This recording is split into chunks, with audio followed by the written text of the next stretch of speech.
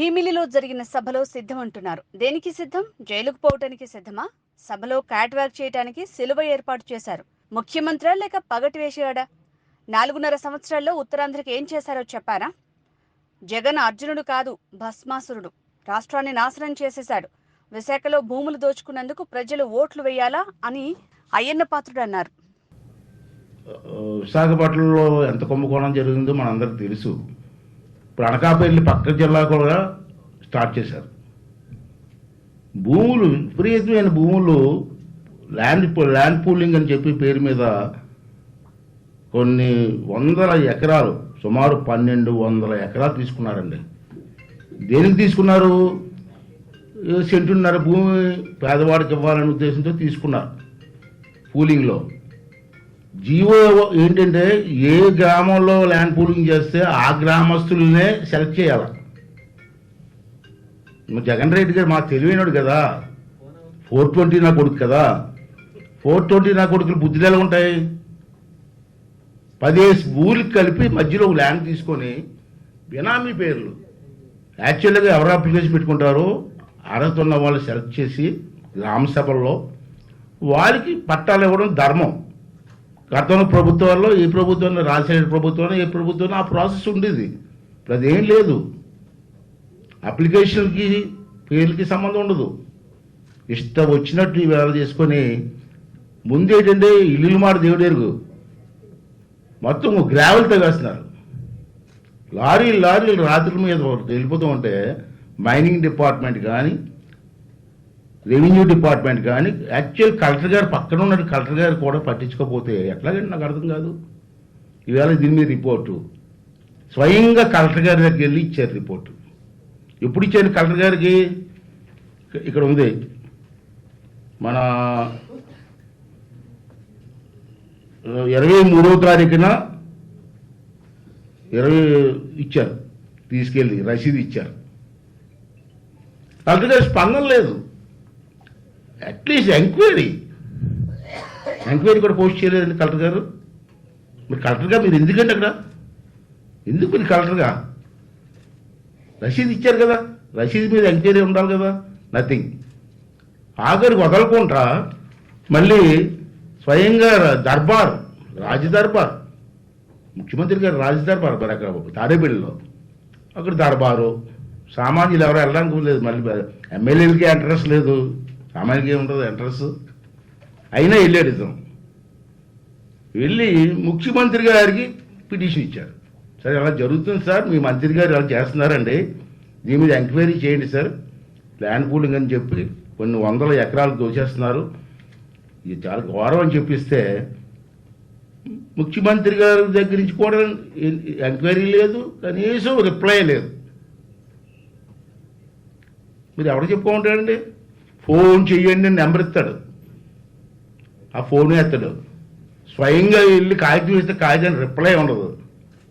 మాజీ శాసనసభ్యుడయ్యా, అతను ఇచ్చి స్వయంగా వచ్చేస్తే ముఖ్యమంత్రి గారు రిప్లై అయిపోతే నేను ప్రజానాయకుడిని, ప్రజల కోసమే పుట్టాను, ప్రజల కోసమే బతుకుతున్నాను అని పెద్ద కబుర్లు చెప్తాడు. మళ్ళీ ఒక మాజీ శాసనసభ్యుడు వెళ్ళిస్తే దానికి రిప్లై ఇవ్వాలి. అయినా సరే వదలలేదు. మేము సిఐడి దగ్గరికి వెళ్ళాం, సిఐడి డిపార్ట్మెంట్కి రిపోర్ట్ ఇచ్చాం. సార్ అలా జరుగుతుంది సార్, మీరైనా ఎంక్వైరీ చేయండి అని. ఎన్నే సిఐడి వాళ్ళు స్పందించి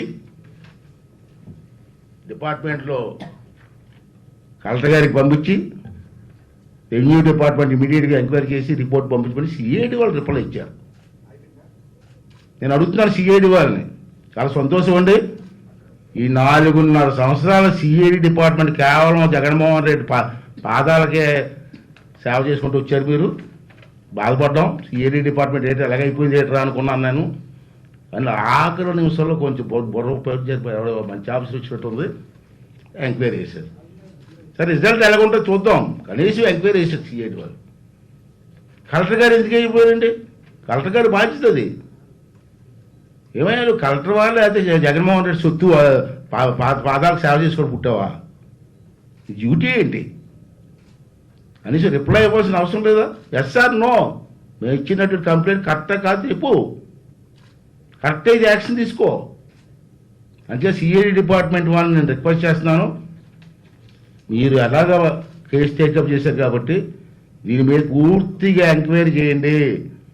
దీంట్లో ఇన్వాల్వ్ అయినటువంటి రెవెన్యూ డిపార్ట్మెంట్ కానీ ఇతర ఆఫీసర్ల మీద కూడా ఎంక్వైరీ చేసి వాళ్ళ మీద సరైన యాక్షన్ తీసుకోండి. దీన్ని ప్రోత్సహించినటువంటి ఎవరైతే రాజకీయ నాయకులు ఉన్నారో వాళ్ళ తాలూకు బండారం అంతా ప్రజలకు చెప్పవలసిన అవసరం ఉందని చెప్పి మేము డిమాండ్ చేస్తున్నాం. ఒక మంత్రిగా ఉండి ప్రజల ఆస్తులు కాపాడాల్సిన మంత్రి దీన్ని ఎలాగా దుర్వినియోగం చేయడం ఎంతవరకు సమంజసమో ప్రజలు కూడా అర్థం చేసుకోవాల్సినటువంటి అవసరం కూడా ఉందని చెప్పి సందర్భంలో మనం చేస్తూ, ప్రజల తాలూకు ఆస్తులు ఇవి. ఇవాళ జిల్లా హెడ్ క్వార్టర్ అయిన తర్వాత కోట్లాది రూపాయలు విలువ పెరిగింది, ల్యాండ్ వాల్యూ పెరిగిపోయింది అనకాపల్లిలో. విశాఖపట్నం జిల్లా ఉన్నప్పుడు బాగుంది. ఎప్పుడైతే అనకాపల్లి జిల్లా సెపరేట్ అయిందో ల్యాండ్ వాల్యూ పెరిగింది. కసింకోట కానీ అనకాపల్లి కానీ చుట్టుపక్కల తుంపాల ప్రాంతం కానీ కోట్లాది రూపాయలు ల్యాండ్ వాల్యూ పెరిగిపోయింది. ఇటువంటి టైంలో ఇన్ని వందల ఎకరాలండి అవినీతి, 1200 ఎకరాల.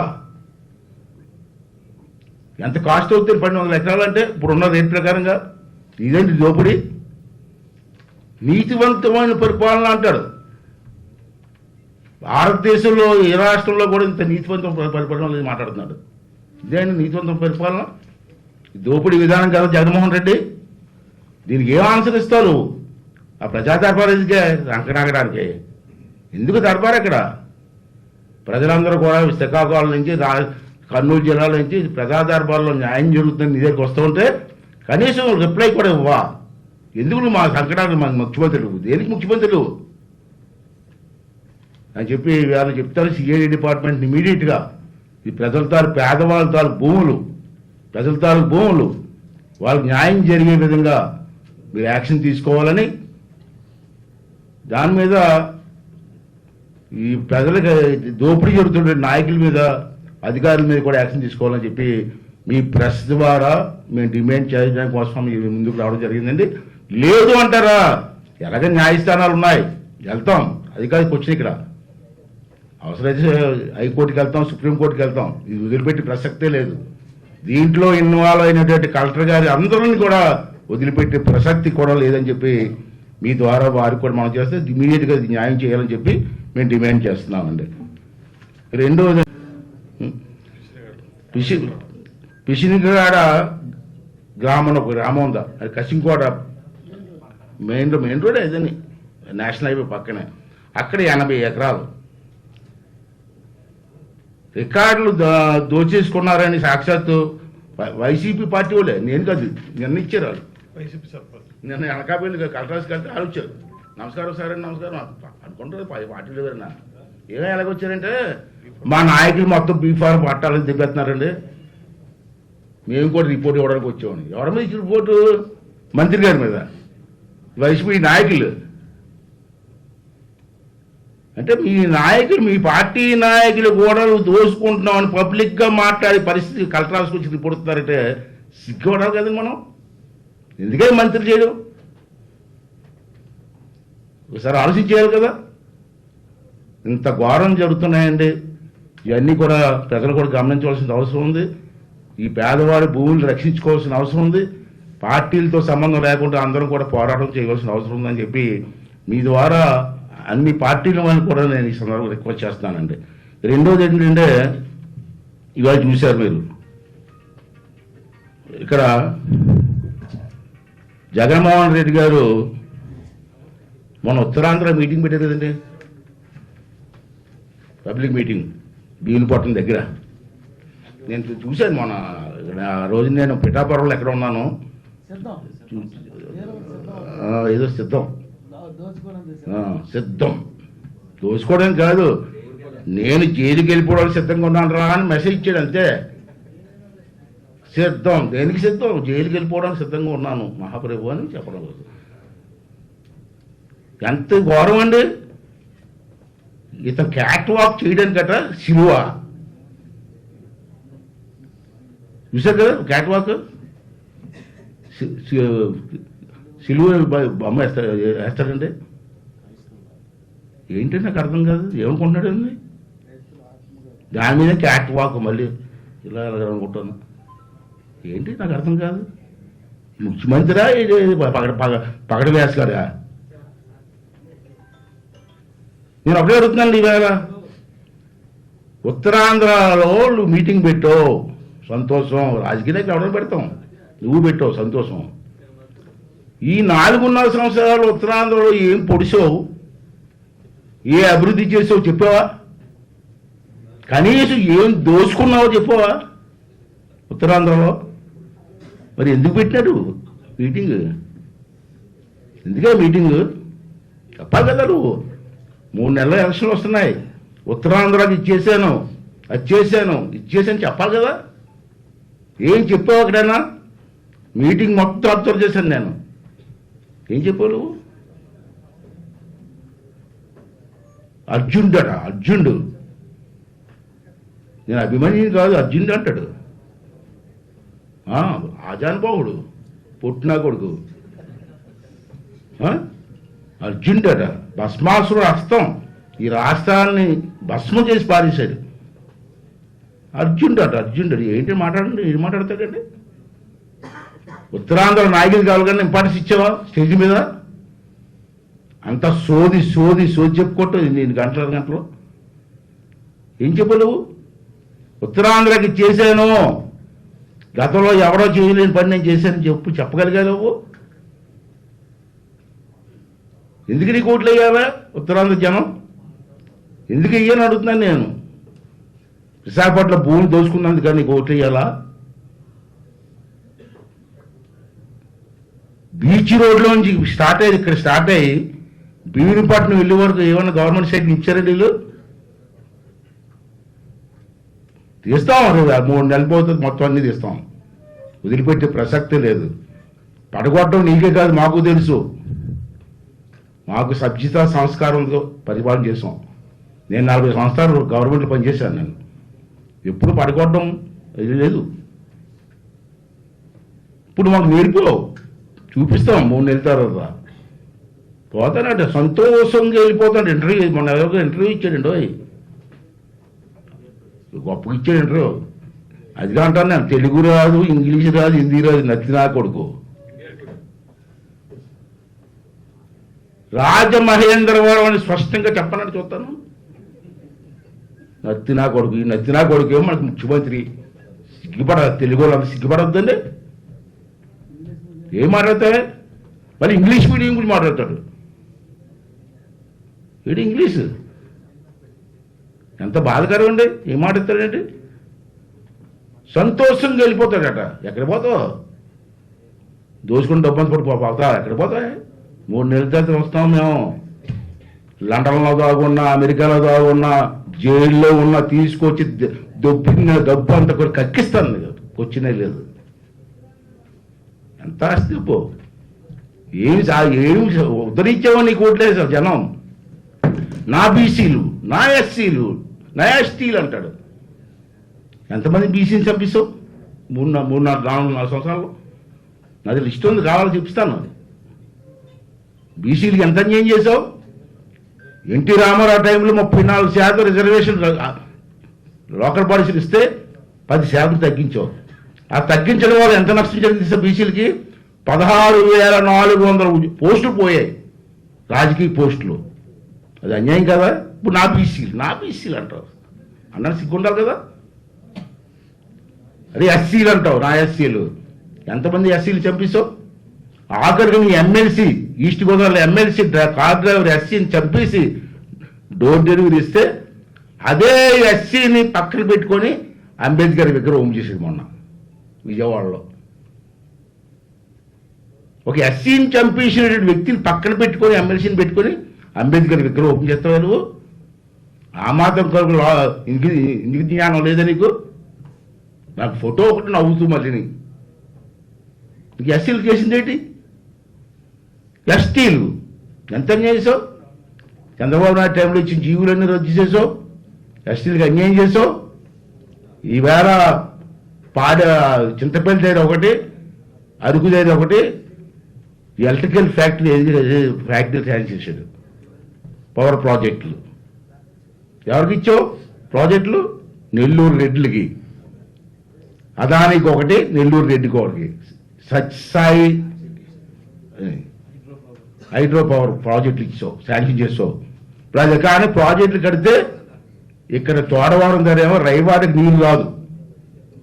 రైవాడ నీరు కోణం కానీ రైవాడికి నీరు రాకపోతే అక్కడ రైతులంతా ఏమైపోతారండి రిజర్వాయర్లో? మన విశాఖపట్నం టౌన్కి వచ్చి నీరు ఎక్కడి నుంచి వస్తుందండి? అక్కడి నుంచి వస్తుంది. ఇలా ప్రాజెక్టు కడితే నీరు రాకపోతే విశాఖపట్నం తాగడానికి నీరు ఎక్కడి నుంచి వస్తుంది? జ్ఞానం ఉందా నీకు? లోకల్గా ఉన్నటువంటి నాయకులని చెప్పాలి కదా, తప్పు అని చెప్పాలి కదా. అక్కడ చింతపల్లి దగ్గర అక్కడ ప్రాజెక్ట్ శాంక్షన్ చేశాడు. అధికారులు కడితే తాండవ రిజర్వాయర్కి నీరు రాదు, పైనుంచి అడ్డు కట్టేస్తున్నారు. తాండవ రిజర్వాయర్ ఎంత 53,000 ఎకరాల సాగు. ఆ రిజర్వాయర్ కడితే రైతులంతా ఏమవ్వాలా? రైతు రాజ్యం అంటాడు, మళ్ళీ రైతు రాజ్యం అంటాడు. ఏ రాజ్యం అండి ఇది?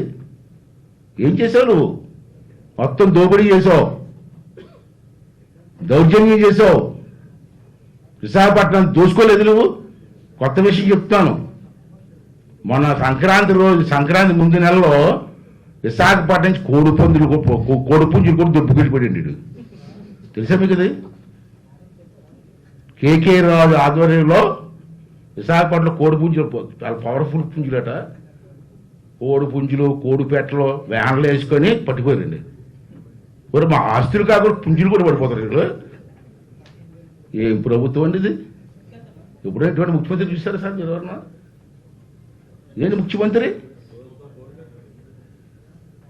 నేనే గెలుస్తా అంటాడు. ఏడు గెలుస్తూ చెప్పు, ఏడు గెలిస్తే చెప్పు అన్నాను.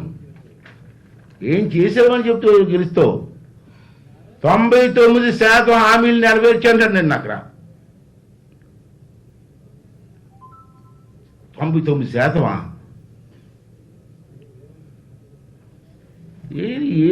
ఎలా చెప్పుకోగలుగుతున్నావు జగన్మోహన్ రెడ్డి? సిగ్గు, అబద్ధం ఆడడానికి కూడా సిగ్గు లజ్జ లేకపోతే అలాగే.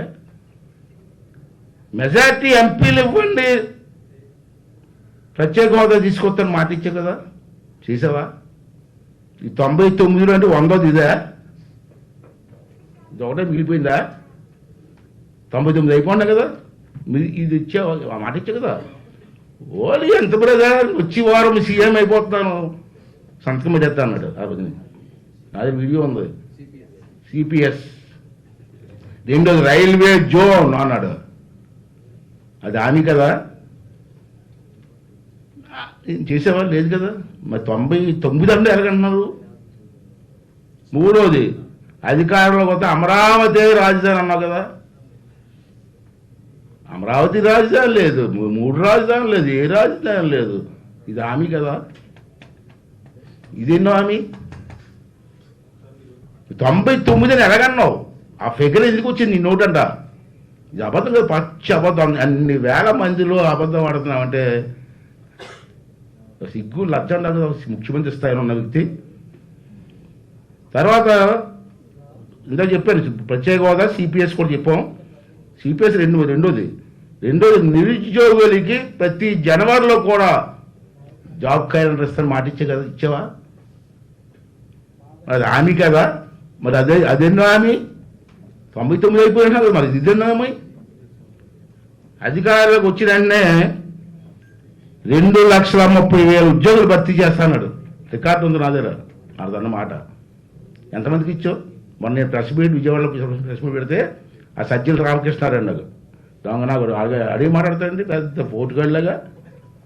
నేను ఎందుకు ఇవ్వలేదు? అజయనపోతే నీకు ఏం చేసాయా? ఇవ్వలేదు. చేపల దుకాణాలు, మాంసం దుకాణాలు ఇచ్చా కదా, గాంధీ షాపులు ఉద్యోగం ఇచ్చా కదా, అవి ఉద్యోగాలు కదా అడుగుతున్నాడు. తిరిగి నాకు రిప్లై, అదేంటి ఉద్యోగాలు? అవి కూడా ఉద్యోగాలు కౌంట్ చేస్తావు నువ్వు? ఇలాగ అందరినీ మోసం చేసుకుంటారు. కానిస్టేబుల్కి పాప ఎంత సేవ చేశారండి. నువ్వు ఎన్ని తప్పుడు పనులు చేయమంటే అన్ని తప్పుడు పనులు చేశారు పోలీసులు. అర్ధరాత్రి వెళ్ళి ఇంట్లోకి వెళ్ళి అరెస్ట్ చేయమని చేశారు మాలాంటి వాళ్ళందరినీ. రఘురామరాజు గారిని అయితే పోలీస్ స్టేషన్ తీసుకెళ్లి బట్టలు కూడా తీసి కొట్టేశారు. నన్ను కొట్టడానికి ట్రై చేశారు. దేవుడి దేవాళ్ళు కోర్టు ఆర్డర్ ఇచ్చింది, బయటకు వచ్చాను నేను. అది అనుకో రఘురామరాజు తట్టుకున్నాడు కాబట్టి చచ్చిపోయింది. నేనైతే చేయబోతుంది. నేను ఇలాంటి ఎద పనులన్నీ కూడా పోలీసులు చేయించి ఆ పోలీసులు కూడా మోసం చేశారు. ఆయన ఏమన్నాడు పోలీసుల్ని? వచ్చిన కానిస్టేబుల్ 6,500 కానిస్టేబుల్ తీసేస్తాడు. పెన్షన్ 3,000 అన్నాడు. ఇప్పుడు అంటాడంటే 3,000 ఇచ్చేసాను కదా, నేను మాట నిలబెట్టుకున్నాను కదా అన్నాడు. ఇక్కడ ఎంత మోసం చేశాడో ఒకసారి మీరు కూడా అర్థం చేసుకోండి. ఎన్టీ రామారావు గారు స్టార్ట్ చేశారు పెన్షన్ ఫస్ట్లో. దాన్ని అలాగ అందరూ పెంచుకుంటూ వచ్చారు. రాజశేఖర రెడ్డి గారికి కూడా వచ్చి 250 పెంచారు ఆ రోజుల్లో. ఉన్నమాట చెప్పుకుంటారు కదా, ఏ ముఖ్యమంత్రి చేసి చెప్తాం. రాజశేఖర రెడ్డి పెంచారు.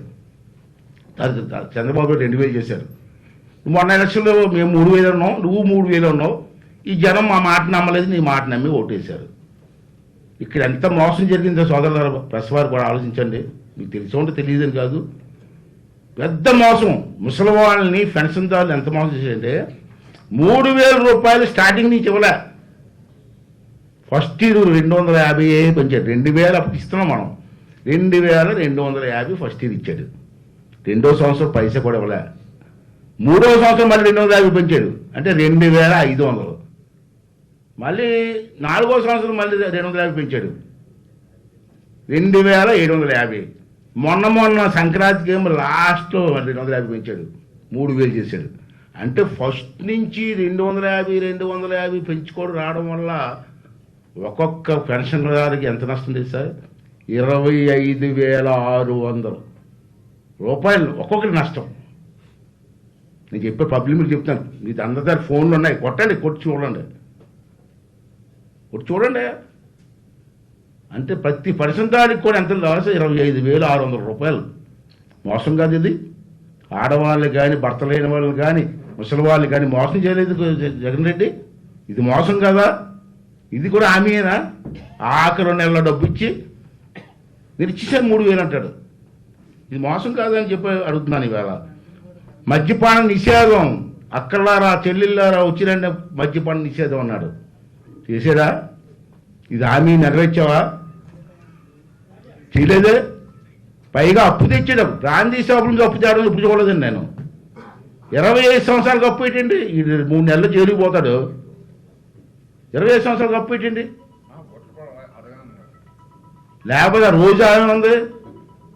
మద్యపానం నిషేధం చేసిన తర్వాత ఓటాడడానికి వస్తాం, లేదా ఓటాడడం ఉంది. ఇప్పుడు ఏం చేస్తావమ్మా రోజమ్మా? ఓటాడడానికి వెళ్తావా, లేదా పబ్బుల్లో డ్యాన్స్ చేస్తావా? చెప్పు, సమాధానం చెప్పాలి కదా జనానికి. ఇవే అన్నావు, లేదా ఓటాడడం రావన్నావు. ఇప్పుడు ఏం చెప్తావు? చేయి. ఇదంతా కూడా ఎంత గౌరవం అండి. అప్పు ఎంత తెచ్చాడండి? 8,300 కోట్లు ఇచ్చాడండి గాంధీ షాపుల మీద. వడ్డీ ఎంత అనుకున్నారండి? 9.62% వడ్డీ తెచ్చాడండి. తీర్చే టైం ఎంత అనుకున్నారండి? 25 సంవత్సరాలండి. 25 సంవత్సరాలు అప్పు తీసేస్తాడా? అప్పటి వరకు ముఖ్యమంత్రి చేసేద్దామనే, ఈ రాష్ట్రాన్ని దోషేద్దామనే. ఇవన్నీ కూడా ప్రజలు కూడా అర్థం చేసుకోవాల్సిన అవసరం ఉంది. ఇవన్నీ చెప్పలేదేమో అన్న మీటింగ్లో, పబ్లిక్ మీద చెప్పాల్సింది ఇవన్నీ జనం అర్థం చేసుకుని కదా. అంతేకాకుండా 30 లక్షల మందికి ఇల్లు కడతాను హామీ ఇచ్చాడండి ఆ రోజుని. ఇప్పటికి చెప్తాడు 30 లక్షల మందికి ఇల్లు కడుతున్నాను అని. గ్రౌండ్ల మీద ఉన్నాయి అంతండి. ఓపెన్గా మాట్లాడు జగన్మోహన్ రెడ్డి. 30 లక్షల ఇల్లు కట్టినా డబ్బు ఇతనికి పైసా లేదు. అంతా కూడా సెంట్రల్ గవర్నమెంట్ డబ్బు. ఒక్కొక్క ఇంటికి 1,80,000 రూపాయలు ఇస్తున్నారు. దాంట్లో 1,50,000 రూపాయలు మోడీ గారు ప్రభుత్వం ఇస్తుంది.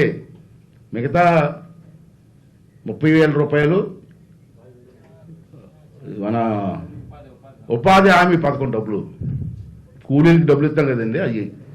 అంటే మొత్తం 1,80,000 రూపాయలు కేంద్ర ప్రభుత్వం ఇస్తూ ఉంటే నేను ఇచ్చాను చెప్పడం సిక్కుండవు కదా. మోదీ గారి కొడుకు పుడితే నా కొడుకు అంటే కొడుకు ఏమో ప్రధానమంత్రికి పుట్టాడు, నా కొడుకుని ముద్దు పెట్టుకుంటాడు. ఈ డబ్బు అంతా అతుంది కేంద్ర ప్రభుత్వం అని. మా మోడీ గారి సొంత డబ్బు కాదు, కేంద్ర ప్రభుత్వం ఉంది. ఇది పచ్చి మోసం కదండి. 45 సంవత్సరాలకి పెన్షన్ ఇస్తానన్నావు, నీ మేనిఫెస్టోలో ఉంది, ఇచ్చావా? మరి ఎన్ని ఇవ్వకుండా, నేను చెప్పినవన్నీ ఎక్కడ ఇవ్వకుండా 99% అయిపోయని చెప్పి జనాలు ఏ విధంగా మోసం చేస్తావు జగన్మోహన్ రెడ్డి? ఆడొకడని గుడివాడు నాని సన్న బియ్యం ఇస్తున్నాడు, తెల్ల బియ్యం, సన్న బియ్యం. ఈ ఆడవాళ్ళని తెగ చూశారు, బియ్యం వచ్చేస్తాయని. ఏ బియ్యం ఎక్కడ సన్న బియ్యం? ఈ లోపల ఆడిపోయాడు, ఆడు లేడు. ఇప్పుడు ఎవరిని అడుగుతాం? ఇది హామీ కదా, సన్న బియ్యం ఎక్కడ పడితే అక్కడే మైక్ పట్టుకుంటే సన్న బియ్యం, తెల్ల బియ్యం వచ్చేస్తున్నాయి. ఇదండి. మరి అదే కాకుండా అర్హులందరికీ పెన్షన్ ఇస్తానని చెప్పి 4,80,000 మంది పెన్షన్ తీసేశాడు. అది రికార్డే, నేను చెప్పింది కాదు. ఇంట్లో స్కూటర్ ఉందనో, కరెంటు బిల్లు పెరిగిందనో, యూనిట్లు పెరిగిపోయానో, ఇంట్లో 2 బాత్రూములు ఉన్నాయనో పెన్షన్ తీసేశాడు. మరి ఇది ఏమైంది హామీ? ఈ అన్నిటితో కలిపి 99 ఏమి? అది కాకుండా ఈ అమ్మఒడి ఇవన్నీ మామూలు అండి. విశాఖపట్నంలో 123 ఎకరాలు తాకట్టు పెట్టి 25,000 కోట్లు అప్పు తెచ్చిన సంగతి మీకు తెలుసు కదా, అందరికి తెలుసు కదా. పాలిటెక్ కాలేజు, ఐటీఐ కాలేజీలో, ఆఖరి రైతు బజార్లో అన్నీ కూడా మొత్తం దోషిస్తాడు. ప్రైవేట్ ఆస్తులు అంటే చెప్పవసరం లేదు, బెదిరించి బలి తీసుకున్నారు. మొన్న పాప రాజుగారు కళ్యాణ మండపం లాస్ట్ టైం చెప్పాను, రాజరాజ్ ప్యాలెస్ ఎంత ఘోరం అంటే పెద్ద ఆయన అర్ధరాత్రి అప్పుడు నాకు ఫోన్ చేశాడు. ఆ రోజు మీకు చెప్పాను, ఆ రోజు చెప్పాను. నేను ఎప్పుడైతే మీకు ప్రెస్ మీట్ పెట్టానో కేకే రాజు గారు దగ్గరుండి ప్రెస్ మీట్ పెట్టాడు. ఆ ప్రెస్ మీట్ కేకే రాజు సంబంధం ఏంటయ్యా? మళ్ళీ ఫోజ్ ఒకటి అలా నుంచొని ప్రెస్లోకి ఇది రావాలి, దూరం పక్క నుంచి ఉంటుంది, మాట్లాడచ్చు కదా. ఆ ముసలాయిన చేత నన్ను ఎవరేం హింసించలేదండి, ఎవరు ఇబ్బంది పెట్టలేదు, అంతా చెప్పించారు. చెప్పుకో. ఆ వెంటనే జాయింట్ కలెక్టర్ ఏమి ఇచ్చాడు? నోటీస్ ఇవ్వడం కరెక్ట్ అని జాయింట్ కలెక్టర్ ఇచ్చాడు. దీంట్లో ఏది నిజం? దిబ్బెత్తారండి వీళ్ళు ఇష్టం వచ్చినట్టు. పాప ముసలాయిని కష్టపడి కొట్టుకుంటే ప్యాలెస్ లాగా భారతి గారికి నచ్చేసిందట. కార్లు వెళ్తే చూసి అమ్మో చాలా బాగుంది, నాకు కావాలంటే ఇచ్చేస్తారండి. చూపెత్తారా? ఏంటండి ఇది పరిపాలన విధానం? ఒకసారి అర్థం చేసుకోవాల్సిన అవసరం ఉందని చెప్పి మనం చేస్తానండి. అలాగే మీకు తెలుసు ఇంకా ఘోరం ఏంటంటే ముఖ్యమైన విషయం అండి, రైతులకు సంబంధించింది. ఇలా చూశారు, రైతులందరికీ ఉచిత బోర్లు ఇస్తానండి. ఆ రోజు మేము పెట్టాం ఆ పథకం, బోర్లు కొట్టించాం రైతులందరికీ. ఇతను కొట్టిస్తానని చెప్పి బెంగళూరు నుంచి రిగ్గులు 50-60 రిగ్గులు తెచ్చాడు. అన్ని ఊర్లో ఊరేగింపులే తిప్పాడు. తర్వాత రిగ్గులు కనపడలేదు. ఒక రిగ్గు వాళ్ళు నాకు తెలిసిన బెంగళూరు అక్కడ ఫోన్ చేసి ఏదో దిక్కులు ఏమైంటే 4 రోజులు తిప్పాడు, మళ్ళీ డబ్బులు ఇవ్వలేదు, పోయామన్నారు. ఏమైంది బోర్లు? ఇదేం పరిపాలన? ఉచిత బోర్లు. ఇంకోటి ఏంటంటే ప్రమాదకరం ఏంటంటే మా పాస్ పుస్తకాల మీద ఈడి ఫోటో ఏంటండి అనుకుంటున్నా. మా తాత మా నాన్న భూ ఇచ్చారండి 10 ఎకరాలు. పాస్ పుస్తకం మీద మా నాన్న ఫోటో వేసుకుంటాను, లేదు మా తాత ఫోటో వేసుకుంటాను. ఈడి బొమ్మ ఎందుకండి? ఈడి బొమ్మ అంటే ఈడి భూ ఇచ్చినట్టు నాకు. ఇది ఎంత అన్యాయం ఇది? దానికి మళ్ళీ గవర్నమెంట్ అవుతుంది ఈ ఫోటో వేస్తాడట పాస్ పుస్తకాల మీద. ఇంకో గౌరవం ఏంటంటే మా పొలాల చుట్టూ సర్వే రాళ్ళు ఉంటాయి కదా, అద్దులు. పాత రాళ్ళు అన్నీ తీసి కొత్త రాళ్ళు వేస్తాడు గవర్నమెంట్ డబ్బుతో. పాత రాళ్ళు ఉన్నాయి కదా, మళ్ళీ డబ్బులు వేస్ట్ కదా, పోయి వేసుకున్నాం. ఆ రాళ్ళ మీద కూడా ఇటు ఫోటో, ఆ సర్వే రాళ్ళ మీద కూడా ఇటు ఫోటో. ఇప్పుడు మళ్ళీ కొత్తగా ఏంటంటే రిజిస్ట్రేషన్ ఆఫీసులో నాకు డబ్బులుండే 6 ఎకరాల భూమి కొనుక్కున్నాను మీ దగ్గర ఎవరిదో. రిజిస్ట్రేషన్ ఆఫీస్కి వెళ్ళి రిజిస్ట్రేషన్ చేసుకుంటాం, ఆ రిజిస్ట్రేషన్ పేపర్ మనకి ఇస్తారు, మన దగ్గర కొనుక్కుంటాం. మనం చేసుకున్నాం కదా. ఇప్పుడు ఏం కొనుక్కున్నా ఒరిజినల్ ఇవ్వడట, ఒరిజినల్ అతని దగ్గర పెట్టుకుంటాడట, జెరాక్స్ కాపీ ఇస్తాడట. నా భూమి ఏంట్రా, నా డబ్బులతో కొనుక్కోవడం ఏంట్రా, నీదో కాగితం పెట్టుకోండి. ఎక్కడ ఉంది భారతదేశంలో? ఎక్కడ ఉంది అది? రేపు పాస్ పుస్తకాలన్నీ రిజిస్ట్రేషన్ పేపర్లు అన్నీ దగ్గర పెట్టుకొని రేపు ఓడిపోయిన తర్వాత ఇది అప్పు తెచ్చేస్తాడు పేపర్ల మీద. అప్పుడు ఏంటి పరిస్థితి? అలా కాదు, అదే చెప్తున్నాను. ఇప్పుడు మా అమ్మాయి ఉంది, మా అమ్మాయి పెళ్ళి అవుతుంది, పెళ్ళిపోయి సెటిల్ అయింది. నేను భూమి మీద డబ్బులు లేవు, పెళ్లి చేయాలా, ఈ పేపర్లు తీసుకెళ్ళి బ్యాంకులు పెడతాను నేను. బాబు 1 లక్ష 5 లక్షలు 6 లక్షలు ఎవరా పెళ్లి చేయాలని ఈ పేపర్లు తీసుకెళ్ళి డబ్బు ఇస్తాడు. ఒరిజినల్ లేకుండా ఇస్తాడు బ్యాంకుడు, జెరాక్స్ బ్యాంక్ ఇచ్చేస్తాడండి. ఇదేంటి నాకు అర్థమవుతుంది. నా భూమి ఏంటి, ఈ పేపర్లు అందరూ ఇచ్చుకోవడం ఏంటి, ఏంటి నాకు అర్థం కాదు. ఇదేంటి పద్ధతి? ఇటువంటి దౌర్భాగ్య పరిపాలన చేస్తే నాకు ఎందుకు ఓట్లేదు, నాకు ఎందుకు ఓట్లేదు, ఎందుకేయాలి ఓట్లు, ఎందుకేస్తారు ఓట్లు? ఒకసారి ప్రజలు కూడా అర్థం చేసుకోవాల్సిన అవసరం ఉంది. ఇప్పటికే రాష్ట్రం నష్టపోయింది, ఒకసారి ఆలోచన చేయండి. ఇటువంటి భస్మాసురుని తగిలి కొట్టకపోతే రాష్ట్రానికి ఇది లేదు, అభివృద్ధి లేదు, నష్టపోతాం, మా పిల్లలు నష్టపోతారన్న ఉద్దేశంతో అందరూ కూడా ఆలోచన చేయవలసినటువంటి అవసరం ఉంది.